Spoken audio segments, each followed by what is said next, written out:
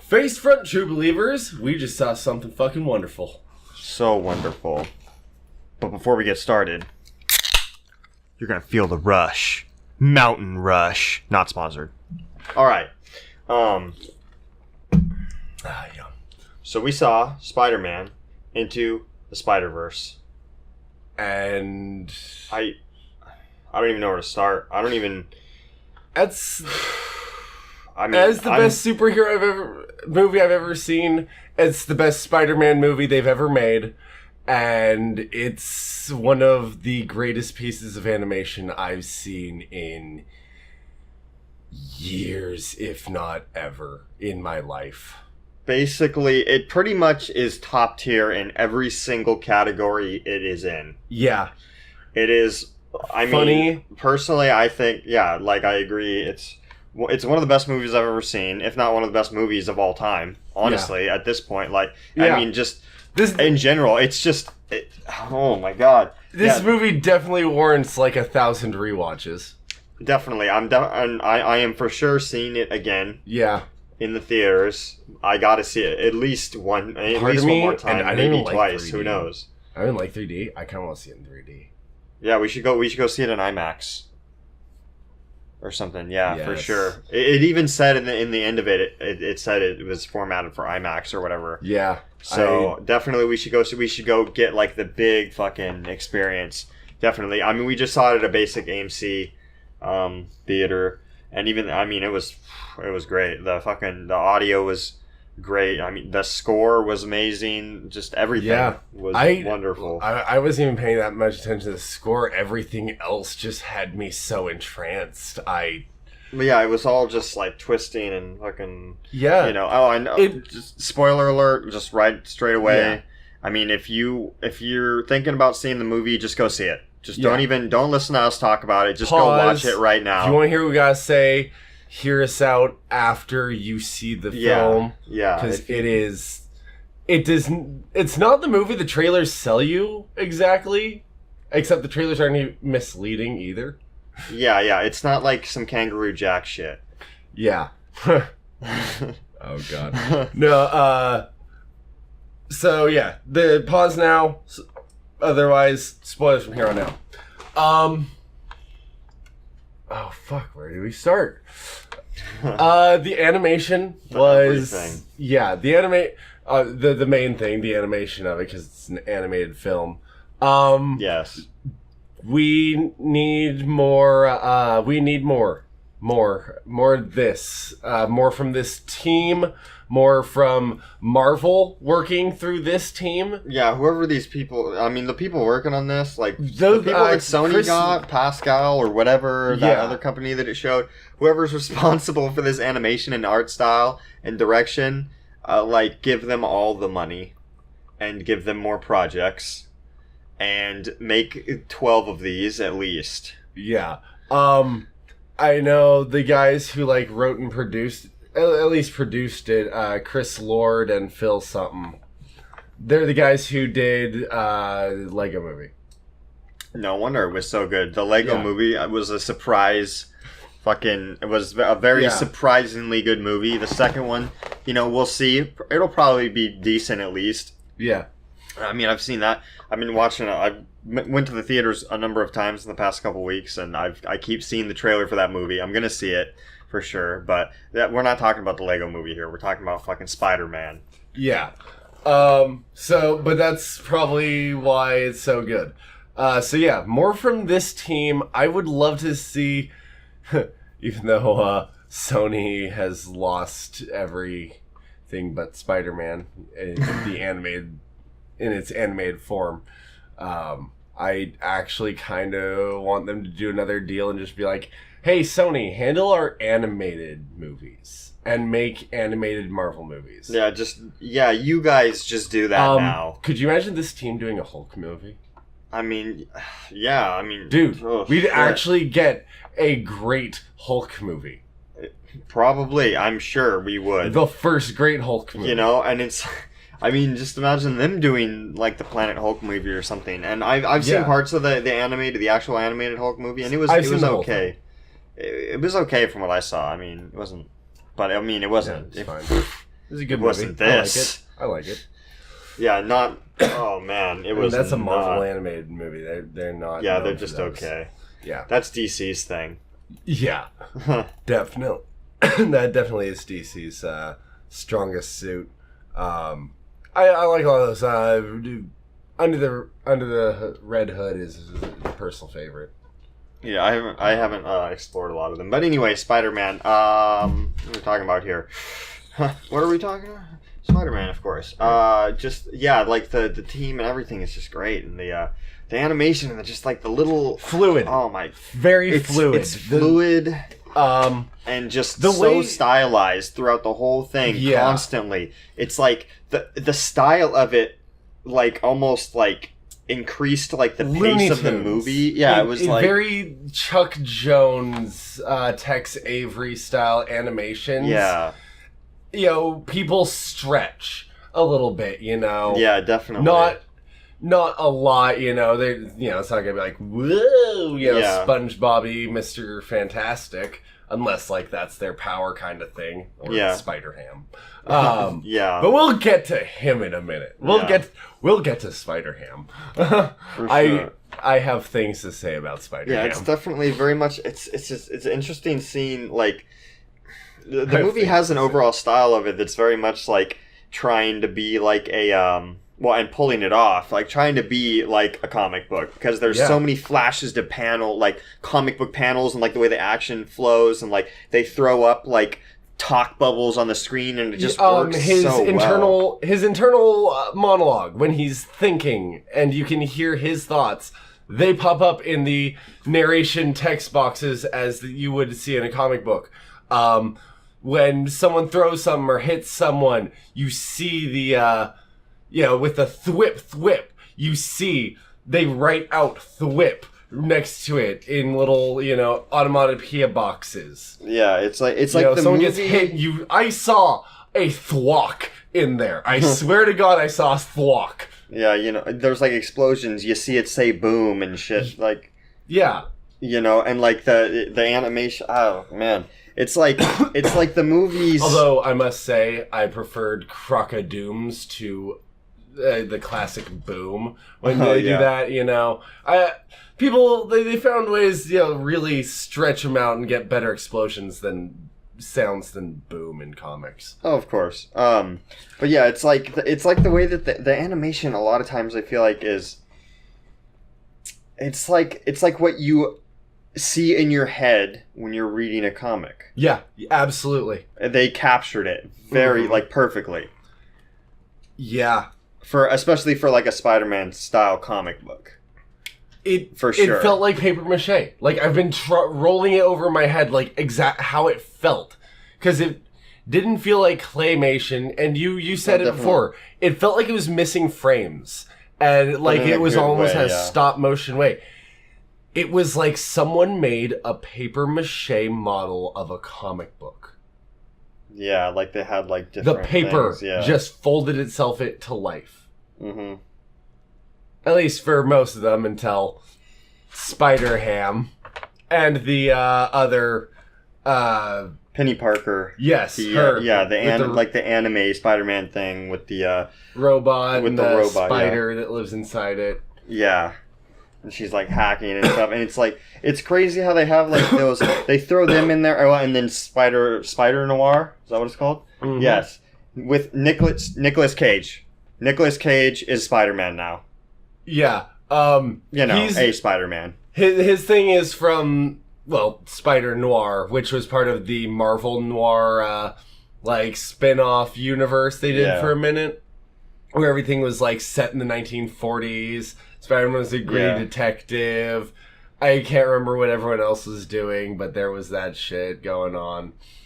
It was ridiculous and fun, and I haven't read them fully, but I've read enough bits and pieces here. And Spider Noir was the one that really got the big attention. He even got put into one of the video games. Wasn't played by Nicolas Cage. And I love him, and I want a Spider Noir movie. I need it in my life. That would be awesome. Yeah. He definitely, yeah. He was my favorite. He was my favorite of the alternate spiders. And I mean, apart from Miles and, like, Peter. Yeah, of course. Yeah. And they were great, and they were obviously the main focus. There's the, Miles and then your essential, just regular Peter Parker Spider-Man. Sort of. I read an article after, because I was looking up something that I'll get to in a minute. Yeah, so it's like there's just your regular Peter Parker. I can't remember where I was going with this. You're basically establishing the setup of how it works. There's the original Peter.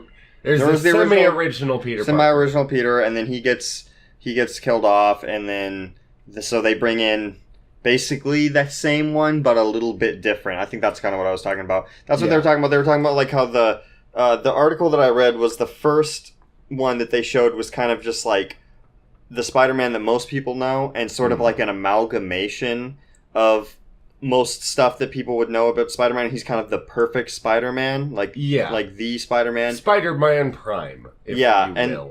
And then so they kill him off, and they kind of bring in a slightly alternate Spider-Man that's kind of the same, but he's like downtrodden.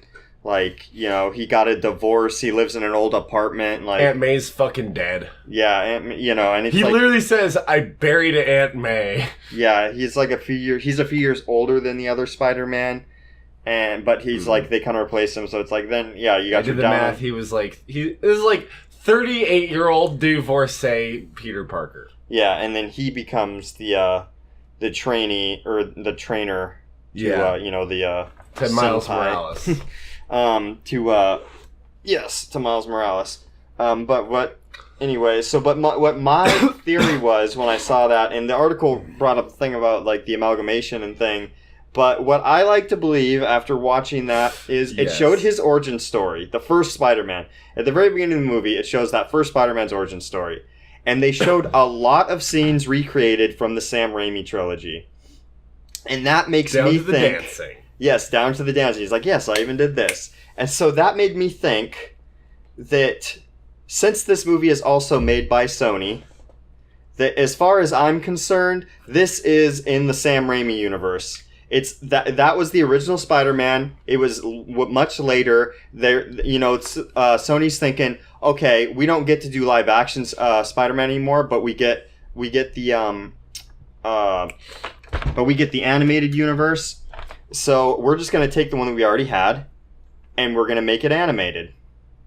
And then they get a new Spider-Man. They replace the old Peter Parker. And I mean, it's not crazy to think, because it's like it's years later. He's older and stuff. He looks different. He sounds different. And then they replace him with Miles Morales, and now this is the same universe.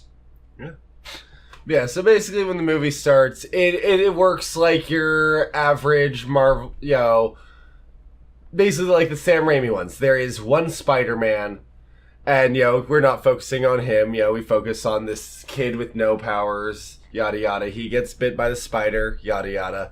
Like, they practically yada yada that part of the movie. Yeah. It's like, all right. He's a kid. He got bit by the spider. All right. Boom. He meets Spider-Man and, or Spider. Yeah. I mean, they basically tell you there's no other weird shit going on. It's just a normal thing. Well, it's like they give you an origin story without you even kind of really realizing it's an origin story, and pacing it just so much better. I'll just have to say, I mean, all these movies that have been coming out in general lately, I feel like there's so many of these superhero movies that have really finally figured out how to do origin stories correctly. By not doing an origin story. Well, yeah, not doing it, but also by like, just, I don't know, it's the pacing and everything is just great. Truncating it down in certain spots, like in Guardians of the Galaxy, where it's like, all right, boom, Peter's mom's sick. Boom, she's died. He's sad. Run away. Aliens. 20 years later, he's dancing Chris Pratt. I mean, it's like they're like, oh wait, we finally realized. All the studios are like, oh, we finally realized nobody gives a shit. Like, in a way, not like not really, but like all of the slow stuff, nobody cares. Like, just like we can just mow over that. Let's get to the good stuff. Let's get to the meat. Also, so many people know so many of these, backstories now, even some of the less known ones. It's like, you don't have to ever tell, Logan's backstory ever again. Yeah. You don't ever have to tell us how the X-Men got started. Yeah, exactly. Not really. Just give us the X-Men doing X-Men things. Yeah. Or just give us a movie about Magneto. That'd be cool. Didn't they talk about that before? I don't know, maybe. I don't know. There's a lot of talks about. I don't know. There's a version. There's a version of a movie for Magneto I've kind of thought up that follows a solo book he got a couple of years ago. I'll get back on track. I just want to mention this one thing. And they basically turn him into the Mutant Punisher, and it's lit. And I want to make that movie. Basically, he decides to personally hunt down all the enemies of mutant kind. He's like, fuck, starting this army thing. He's like, I'll do it myself. And he's at like 10% power at that time. Like, he's literally practically depowered. And he decides... No, like, he's been, his power has been brought down, not like he's operating purposefully at that power. Yeah, he's been, like, weakened down to 10% and still decides to go on what amounts to a one-man war for mutant kind. Literally has a tool belt, like, full of metal stuff. That's... yeah. That could be good. Yeah. But we've gotten off track, as we do when we talk about good movies, because really all I can say is just how fucking good it was. It's like I can't even there's nothing to like pick apart to like dislike, I feel like. Yeah. So it's just like, I don't know, all I can do is sit here and talk and just say, man, that shit was good. Yeah. It's just, there's nothing wrong with that, It's just like, there's still a lot to talk about, I guess. I was very apprehensive about Spider-Ham. I really was. I'm not gonna lie. I didn't know how I felt about that going in. Because I thought he was gonna be overused, slapstick. I like John Mulaney. He's good. Yeah. He was fucking awesome. He wasn't in it too much. They used him just enough. Yeah, they gave him just like a few, like he jumps in and makes a quip, or does a thing. He had his like 15 seconds in like one of the fights or whatever, and it was like, that's and just, there we go. That's fine. That's perfect. Yeah. They gave the spotlight, mostly to the people they needed to. Miles, Peter, and Gwen. Yeah. Gwen was an interesting one. I'm a little curious why she never said anything to Peter about basically her version of Peter being his version of Gwen Stacy. Like, hey, just so you know, I'm sorry I couldn't save you in my universe. Like, I thought the whole time I did think that there was going to be that moment. And I think there might be that moment somewhere on the cutting room floor. Could be. I mean, sorry. I imagine I get could it. Be. It wasn't necessary. Yeah, that's the thing. I was too. Maybe they were just like, yeah. There's no real reason for that, because that's like a whole other thing to get into, or something that they don't want to, like. They don't want to talk about the death of Gwen Stacy too much. Yeah, or they just don't want to like. Because they just don't want to get into that. They did not mention that his version of Gwen Stacy was dead either. They did not mention, other than Spider-Gwen, or they called her Spider-Woman in this one, which, cool. She's Spider-Gwen. So they did not mention, like, regular Gwen Stacy dying. Yeah, I swear in the trailer it said Spider-Gwen, but maybe I was just, maybe. I don't know, maybe that was like... I think they did. I think it was just for the trailers. Yeah, that's an interesting thing too. Yeah, she said I was Spider-Woman, and I was kind of thinking that same thing. I was like, oh, they didn't call her that. But then, like I said, I mean, maybe I'm mistaken, but I'm pretty sure that they said something or showed something in the trailer that said Spider-Gwen. Yeah. Like, whether it was in text or she actually said it. Mm-hmm. I don't know. But yeah, I mean, it was like, but I don't know. Yeah, just thinking about like the scene where they introduce her, it's just, that just brings me back to the whole, like, how the trailer kind of framed it very differently. Very differently. Like, yeah, it's structured very differently than what I thought it was going to be. But it kind of looked like they were all going to come through at the same time. And and it was like, or like that also they were like, or that they were in already it a lot there. More. Or that they were going to like already be there.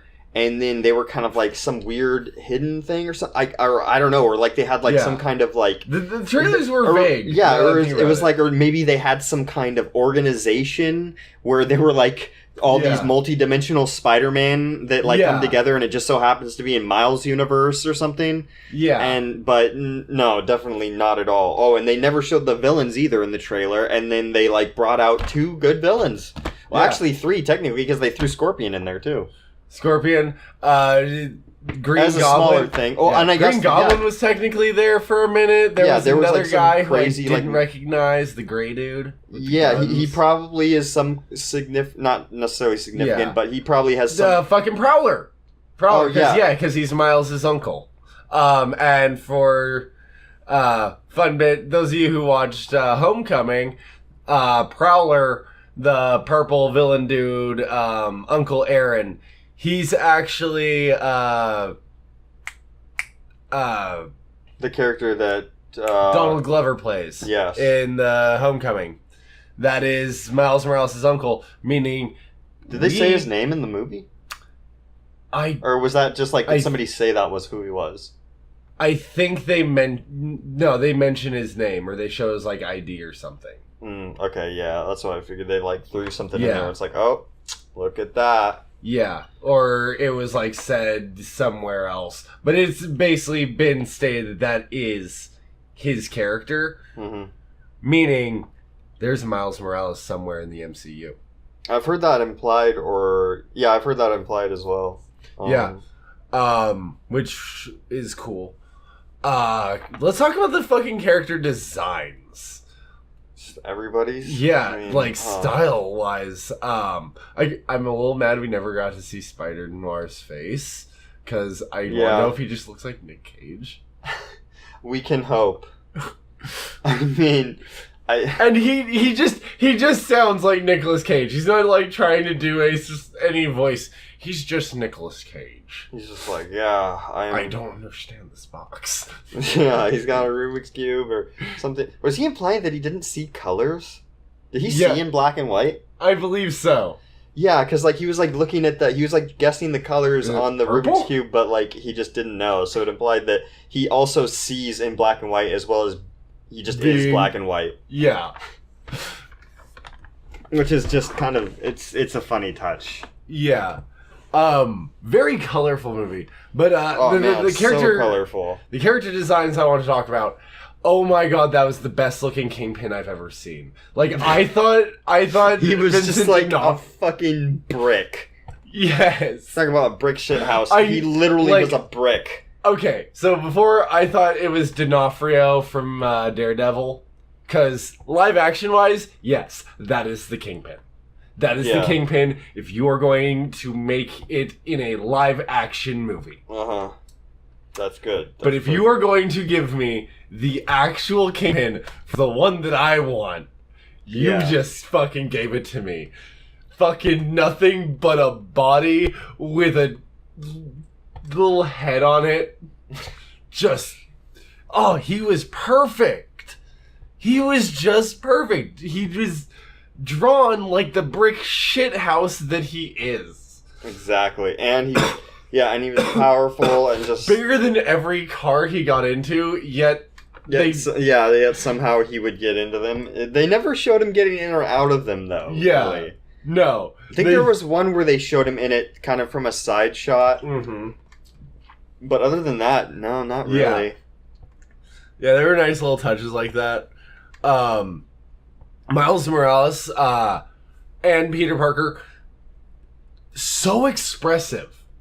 Yeah, I love the like the mask expressiveness that they have shown through and done. I mean, they kind of did that even like I guess just even the live action movies have like figured out that like you gotta have expression.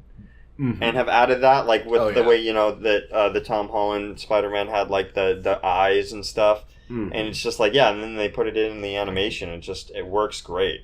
Yeah. Well, they also use a lot of the same, like, they were pulling facial expressions for, like, mask expressions. Yeah. From the comics that get used a lot. Like the one of him getting, the narrow-eyed, like, kind of, I'm done with this look that he would get. Yeah. Like, that is basically he's Spider-Man's Jim face to the thing in the comics. Yeah. Or that's the face he gives Deadpool whenever Deadpool's talking. I was kind of waiting for Deadpool to show up in this. Oh, like, man, that would have been great, but... I know I know, but I'm just like, this would be the movie that did it. It could have been. This feels like a movie that was written by Deadpool. That would be like pretty good. Oh my god, would that be? How good would that be if that was the ending credits scene? It just cuts away and it's like Deadpool sitting at a desk just writing the script. I mean, maybe they could do it. I don't know, but the ending credit scene. Oh, if you didn't stay for the ending credit scene, you've made a terrible mistake. You're a fool. Because it was wonderful, and also it pretty much shows that 67. There's gonna be another one, and it's gonna have Spider-Man 2099 in it. Oh yeah! Oh, I'm so down. I am so down. I just I assume that if they make a sequel, it'll still focus around Miles. Oh, and also just like that very last scene, like right when he's in bed, and then it's like he gets pulled away. Yeah, well, did it show that? I mean, yeah, basically it's kind of implied that somehow he all of a sudden is going to have contact with the other universes, because you hear Gwen like, "Oh, hey, Peter," "Hey, Miles." Yeah, and it's just like it implies that maybe we're going to get some more sequels, and somehow they're going to make the multiverses able to come together, and there's going to be like some multiverse travel and fighting, and maybe there's going to be like some multiverse warrior stuff or something, or like they're going to get together, or maybe Spider-Man 2099 got to her universe, and then like maybe they're teaming up or something. Yeah, I don't know. Like I'm thinking that maybe hopefully there's going to be some cool plot where they're like Miguel fighting. They're like the character's name. Yeah, I know. I am aware. Okay. I just like saying, I don't know, just Spider-Man maybe other 2099. people. I don't know. Maybe other people don't know his name or something. But okay. But yeah, so. Maybe they're all going to come together and do some kind of, like, they have to, defend the multiverse type thing or something. I don't know. Yeah. They can go a lot of places with this. Like, and this movie already went a lot of places and did it so well. Yeah. It was... They did a Spider-Man team-up movie with Spider-Man. Yeah. Also, made me cry several times. I think I cried at least 3 times. There was a couple other times that also pulled a few tears out of me, but not full-on cry. But definitely there was a lot of emotional, tear-jerking moments. When the original Peter Parker dies, and they have a funeral for him, and Mary Jane is giving a speech about all the great, things that make Spider-Man, that make the characters of both Peter Parker and Spider-Man. And Miles Morales goes to buy a Spider-Man costume from Stan fucking Lee. Yeah. As they're eulogizing Spider-Man. Yeah, and he's sitting there and just, oh man, oh. And that smile, that animation, they got him so right. They made... Stan Lee has never looked more beautiful.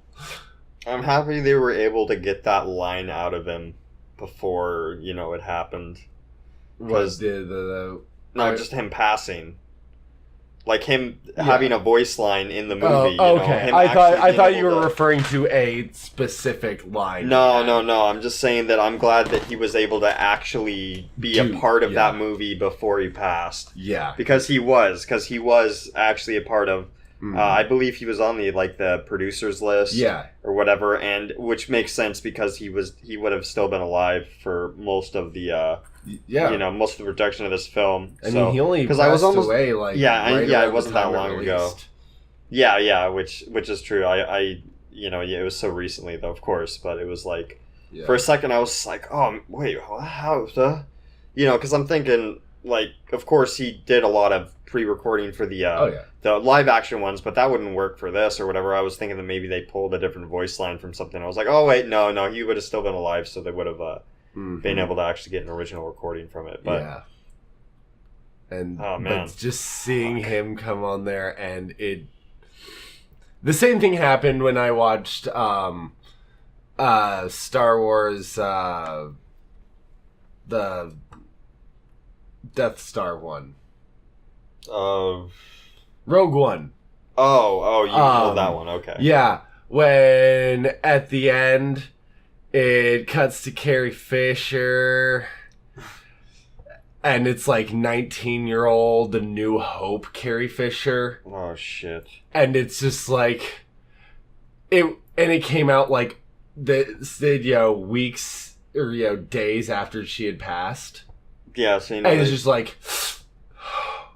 They fucking had like the editors, and they're like, "Hey, yo, throw this in." Yeah, and they're just like, "Oh, fuck, that hurts. It hurts so good." Yeah, that one got me. And when I was not expecting them to kill his uncle.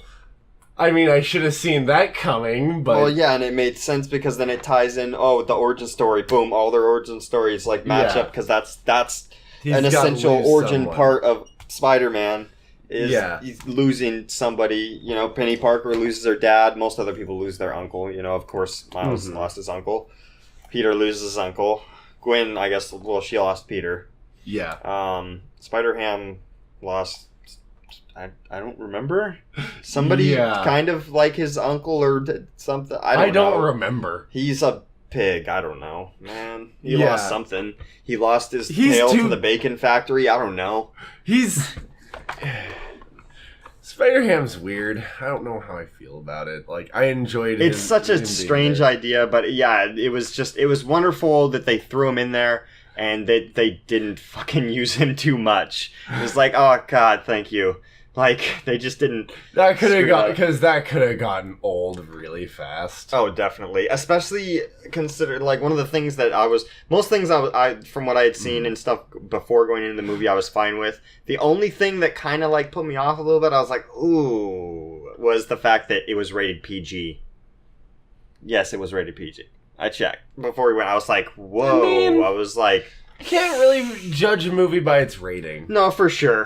But I'm just like, I feel like it could be limited, especially for something where there's a lot of violence, potentially, and... Cartoon violence. Well, of course, that's the thing too, though. He probably got away with a lot more because it's a cartoon. It's not like it needs blood or anything. Not really something that I needed. Not a drop of blood.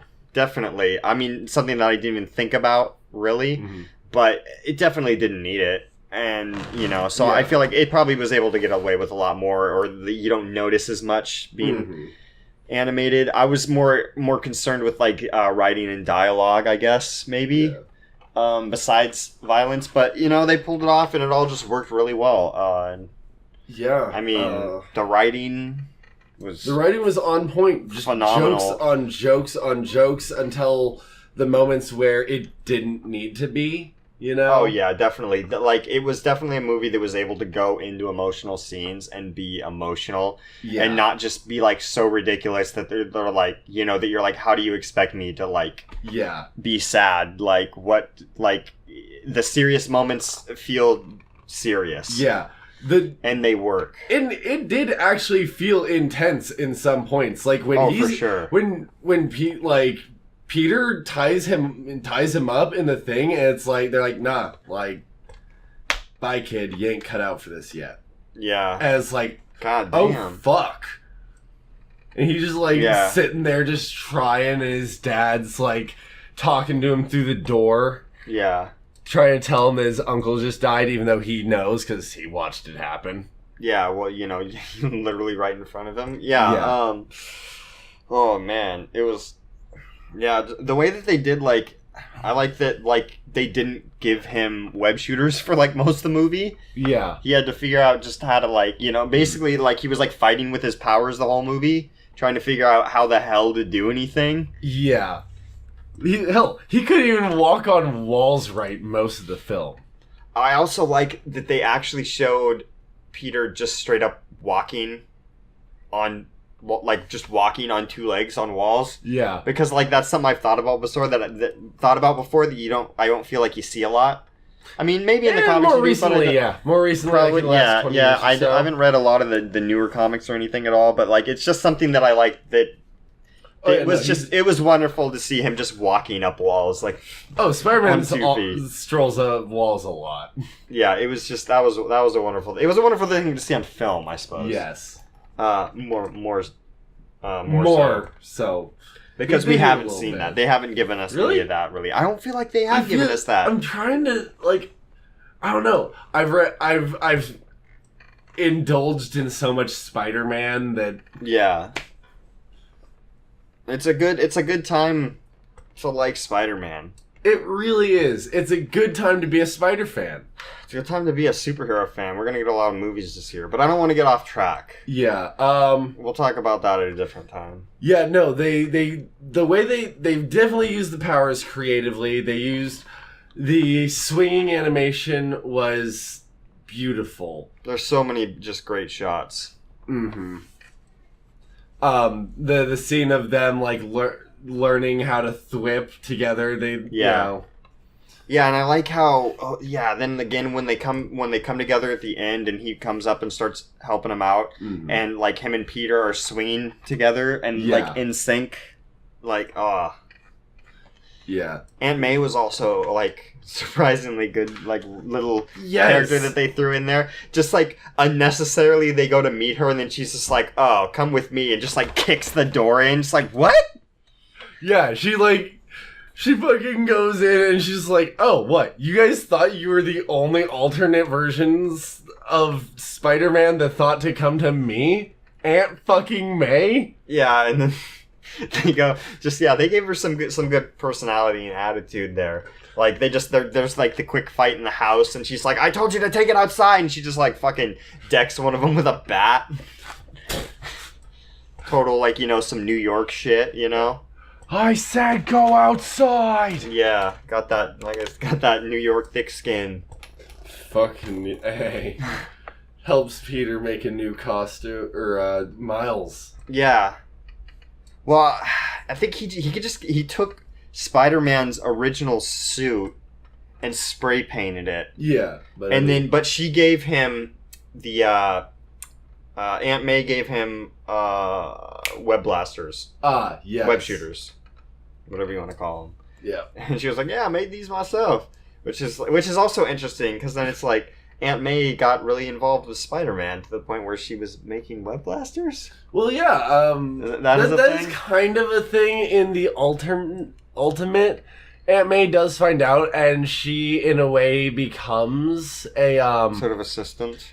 Yeah, like, basically she's like, no, you're Spider-Man, and I love you, Peter, and I love that you're Spider-Man, and I am going to do whatever I can to assist you. Even the main one, when Aunt May finds out in, Michael J. Straczynski's run, when she first finds out, Peter basically sits her down and tells her, look, she finds out after a fight, and he has that conversation with her.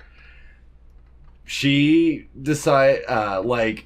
she can't do much in that one, because, she's the old, decrepit version of Aunt May. So she does what little things she can. She starts a letter writing campaign to J. Jonah Jameson, shaming him for the way he speaks about Spider-Man and urging people to boycott it, Yeah. because she will not stand to have people disrespecting her nephew, whether they know they're doing it or not. That's funny. Actually, that makes me think. Was there any remarks or anything or any Easter eggs of Jonah in this one? I didn't see any. I didn't notice any J. Jonah Jameson. At least not too much. Maybe there might be some in the background, other than the very end credit scene. Yeah. There wasn't really, there's what's going on. Huh. I wonder. Think of. Yeah. Maybe on a rewatch I'll catch anything. But yeah, I didn't even think about that. I was too enthralled by everything else. Yeah. I mean, not entirely necessary, so. No, yeah, definitely. I'm not, like, sad about it, but I mean, we got so much else. They probably just, for whatever reason, couldn't get JK, and you know he's the only one. Yeah, for sure. I mean, yeah, he's the only one that gets to be JJ. God, I love that man. It doesn't matter if he's JJ or not. If you stick him in a movie, I'll watch that shit. Yeah. It's good. Yeah, it's just a great movie. I don't know, it is something Brad Jones has talked about on his midnight movie thing. He's said it definitely is harder to talk about good movies because you don't really want to just tell every good bit. Yeah. Go watch it. It's a great film. It's some of the most spectacular animation I've seen. It's a funny, heartfelt, just masterpiece of animation, and it makes you feel good if you're a Spider-Man fan, a superhero fan, a comic book fan, or just a fan of good fucking movies. For sure. I mean, yeah, definitely. Even somebody who isn't necessarily into comic books could probably love this movie. Yeah, like I said, it's a masterpiece. Straight up, it's a masterpiece of cinematography. I don't know. I mean, maybe that's not the right term because that would be more live action animation. Whatever. It's some of the greatest animation you'll ever fucking see. It's so well done. It's astounding. Yeah, I think that's all I can say. Yeah, I think pretty much.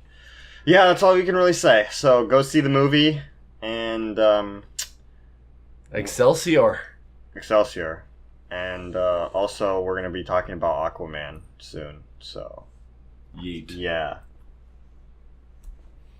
Oh, like, subscribe, comment, or whatever you do if you're on a podcasting platform, do the thing. If you're on YouTube, do the thing. All right. We need